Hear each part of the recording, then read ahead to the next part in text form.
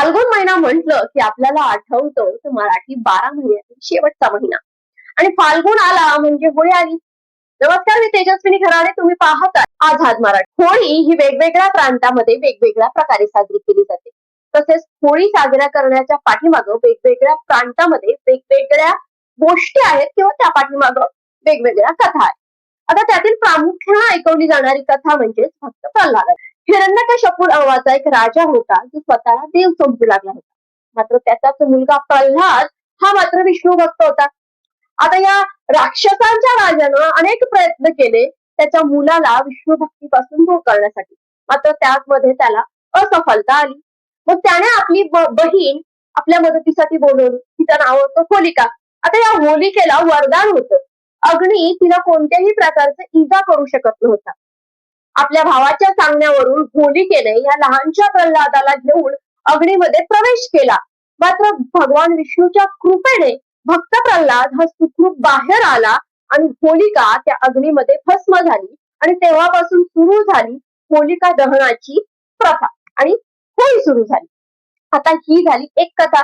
आता तेच जर आपण दक्षिण भारतामध्ये गेलो तर त्या ठिकाणी कामदहन केलं जातं. आता कामदहन करण्याच्या पाठीमाग एक कथा अशीच ऐकवली जाते की एक दिवशी भगवान शंकर हे समाधीमध्ये असताना तिथे कामदेव आले आणि कामदेवांना वाटलं की आता महादेवांची समाधी भंग करू, म्हणून त्यांनी एक बाण मारला. भगवान शंकरांची समाधी भंग झाली.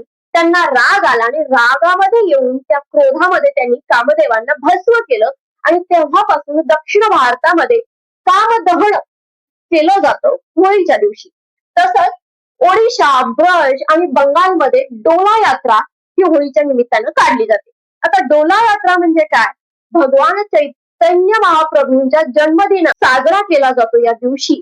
या दिवशी राधाकृष्णाची मूर्ती एका पालखीमध्ये बसवली जाते, त्यांची मिरवणूक काढली जाते, एकमेकांना रंग लावले जातात, याला म्हणतात डोला यात्रा. आता तसंच ब्रज मध्ये लठमार होळी सुद्धा खूप प्रसिद्ध आहे.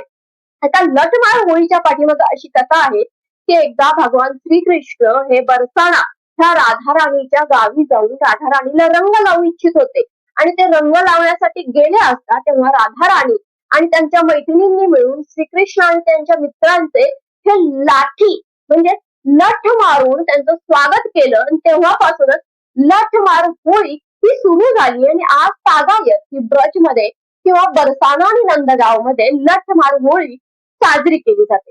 आता ह्या झाल्या अनेक कथा ज्या होळीच्या निमित्तानं येतात किंवा होळीच्या निमित्तानं सुरू झाल्या. तर या पाठीमागचं विज्ञान काय आहे? तर ज्या दिवशी होळी होते त्याच्या दुसऱ्या दिवसापासून वसंत उत्सव साजरा होतो.